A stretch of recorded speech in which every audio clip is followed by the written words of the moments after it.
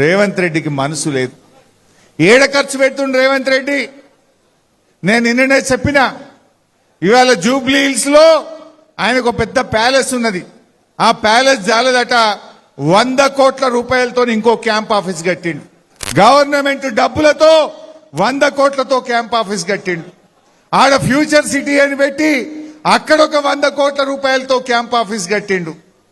Helicopter ఉన్నది జాలదట, air bus నెలకు 5 కోట్లు ఖర్చు పెట్టి ఇంకొక కొత్త హెలికాప్టర్ కొనుకొచ్చుకుంటాడట. ఫుట్బాల్ చౌకుల కోసం ఆ మెస్సీతో ఆడడానికి 100 కోట్లు ఖర్చు పెట్టి ఫుట్బాల్ షోకులు తీర్చుకున్నాడు.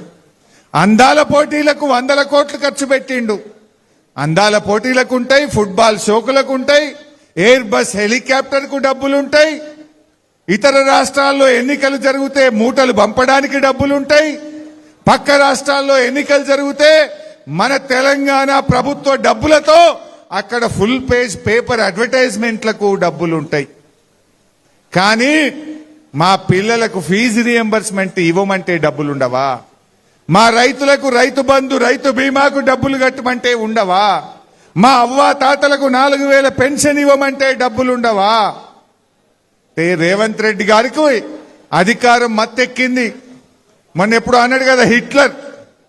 రేవంత్ రెడ్డి గుర్తుపెట్టుకో, నీ హిట్లర్ పాలనను అంతం చేయడానికి ప్రజలు కంకణం కట్టుకున్నారు.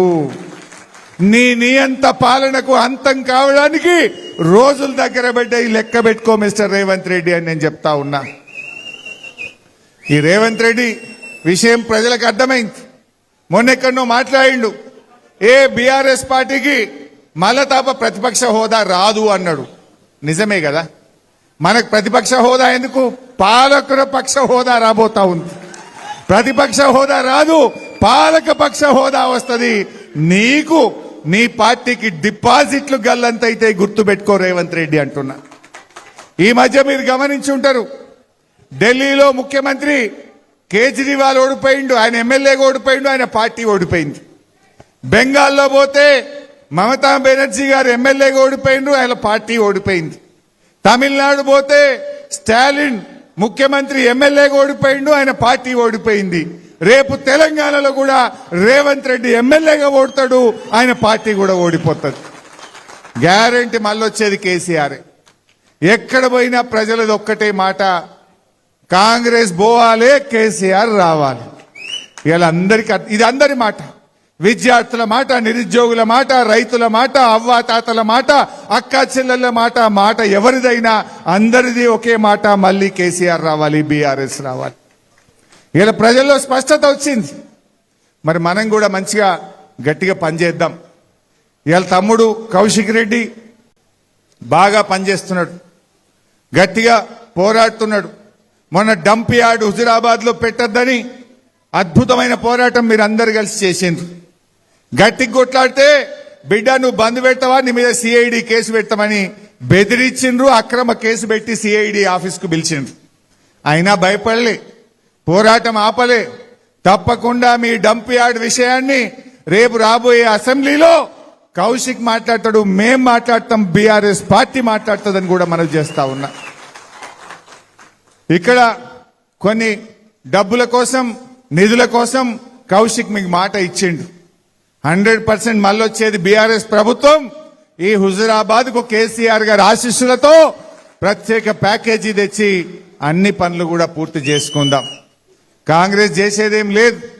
ఇలా కాళేశ్వరం గురించి కూడా పెద్దలు చెప్పిన వాళ్ళకి బోను గాని అసలు 2.5 ఏళ్ళు అయిపోయింది. ఇవాళ కాంగ్రెస్ పార్టీ మేడిగడ్డ రిపేర్ చేస్తలేరు. మొన్నటిదాకా కొట్టుకపోయిందన్నారు, ఇప్పుడేమో రిపేర్ చేస్తాము అంటున్నారు. ఇప్పుడు ఆల్మోస్ట్ జూలైలకు బోనే పడుతుంది, వర్షాలు స్టార్ట్ అవుతాయి అంటే ఈ సీజన్ పోయినట్టే కదా. మళ్ళా సీజన్ వచ్చే వరకు కాంగ్రెస్ పార్టీకి 3.5 ఏళ్ళు నిండుతాయి. ఇప్పటి వరకు టెస్టులే పూర్తి చేయలే వీళ్ళు. టెస్టులు పూర్తి అయ్యేది ఎప్పుడు, డిజైన్ అయ్యేది ఎప్పుడు, టెండర్లు పిలిచేది ఎప్పుడు, దాన్ని మరమ్మతు చేసేది ఎప్పుడు? అంటే వీళ్ళు 5 ఏళ్ల లోపల వీళ్ళు కనీసం మేడిగడ్డకు మరమ్మతు కూడా చేసే పరిస్థితి లేదు. మళ్ళా మనం వస్తాం, మేడిగడ్డ మరమ్మతు చేసుకొని బ్రహ్మాండంగా నీళ్లు తెచ్చుకునేటువంటి పరిస్థితి ఉంటుంది. అంటే ఇవాళ దాని విలువ ఇప్పుడు తెలిసి వస్తుంది. పోయిన 2 ఏళ్లు కాలం మంచిగా అయింది. కాళేశ్వరం మోటార్లు ఎల్లంపల్లికెళ్ళే నడిపినాం. కాళేశ్వరం మోటార్లు మిడ్ మానేర్కెళ్ళే నడిపినాం. కాలం కానప్పుడు కూడా తెలంగాణకు ఇబ్బంది ఉండొద్దని కేసీఆర్ గారు 3వ సోర్స్ మేడిగడ్డ దగ్గర పెట్టిండ్రు. 3 పెట్టిండు కాళేశ్వరంలో కేసీఆర్ గారు. కాలం మంచిగా అయితే కరెంటు బిల్లు ఎక్కువ రావద్దని నడిమిట్ల మేడిగడ్డకే మన మిడ్ మానేర్కెళ్ళే మోటార్లు నడపాలని. జర యావరేజ్ పడిపడనట్టుగా కాలం అయితే ఎల్లంపల్లికెళ్ళే మోటార్లు నడుపుకోవాలన్నాడు. ఎక్కడ కాలం కాకపోతే కరువు పడితే కూడా నీళ్లు ఉండేది మేడిగడ్డ, కరువు పడితే అక్కడ మోటార్లు వచ్చే విధంగా కేసీఆర్ గారు ఆలోచన చేసింది. ఇవాళ కాలం మంచిగా అయింది. ఈ 2 ఏళ్లు మేడిగడ్డ దగ్గర మనం అవసరం బల్లే మిడిమానేరులో తినం, ఎల్లంపల్లిలో కాళేశ్వరం మోటార్లు ఒత్తితే బంగారం మోలే పంట పండింది. హైదరాబాద్కు మంచి నీళ్లు పోయినాయి, మొత్తం తెలంగాణకు మంచి నీళ్లు పోయినాయి. ఈ తాప కరువు పడుతుంది అంటున్నారు, ఈ తాప ఎలినోనో వస్తుంది అంటున్నారు. ఇప్పుడు కరువు పడితే ఇప్పుడు ఆ మేడిగడ్డ మరమ్మతు చేయపోతుంది. ఇలా తెలంగాణ అంతటికి ఇబ్బందే కదా. నిజంగా అది చేసి ఉంటే ఇప్పుడు కాళేశ్వరం అంటే ఏందో మీ అందరికీ తెలుసు. 3 బ్యారేజీలు, 18 రిజర్వాయర్లు, 17 పంప్ హౌజులు, 16 సబ్స్టేషన్లు, 203 కిలోమీటర్ల టనలు, 1500 కిలోమీటర్ల గ్రావిటీ కెనాలు, ఇవన్నీ కలిపితే కాళేశ్వరం. ఇన్నిట్లల్లా అన్ని బాగానే ఉన్నాయి.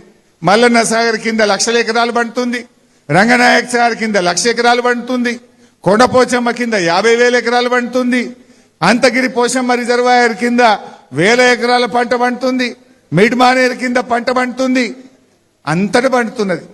ఇవన్నీ మంచిగానే ఉన్నాయి. పోయింది ఏంటిది? పోయిన 3 బ్యారేజీల్లో 1 బ్యారేజ్ మేడిగడ్డ. ఆ 1 బ్యారేజ్ మేడిగడ్డలో 84 పిల్లర్లు ఉంటాయి, పియర్స్. 84లో 2 పియర్స్ కుంగినాయి గంతే. గా రెండింటిని మరమ్మతు చేసే తెలివి లేదా నీకు? ఇప్పుడు వాళ్ళే అంటున్నారు, తమ్మిడి అటికెళ్ళి మేము సుందిల్లకు నీళ్లు తెస్తాము అంటున్నారు. మరి సుందిల్ల మంచిగానే ఉంది కదా. సుందిల్లో ఏ పద్ధతిలో కట్టినరో మేడిగడ్డ కూడా గదే పద్ధతిలో కట్టినరు. అంటే ఇదంతా కూడా రాజకీయం తప్ప వాళ్ళ మాటల్లో నిజాయితీ లేదు. అందుకే మీరు ఆలోచన చేయండి. ఇలా రేవంత్ రెడ్డి వచ్చినాక నేను అప్పుడప్పుడు ఉత్తమ్ కుమార్ రెడ్డి అంటాడు, రికార్డు పంట పండింది బై మా కాంగ్రెస్ హయాంలో అంటాడు. ఎట్లా పండింది? ఓ చెరువు కట్టినరా, ఓ చెక్ డ్యామ్ కట్టినరా, ఓ ప్రాజెక్టు కట్టినరా, 1 ఎకరానికి ఏమైనా నీళ్లు ఇచ్చిండ్రా? ఇవన్నీ కేసీఆర్ గారు చేసిందే కదా.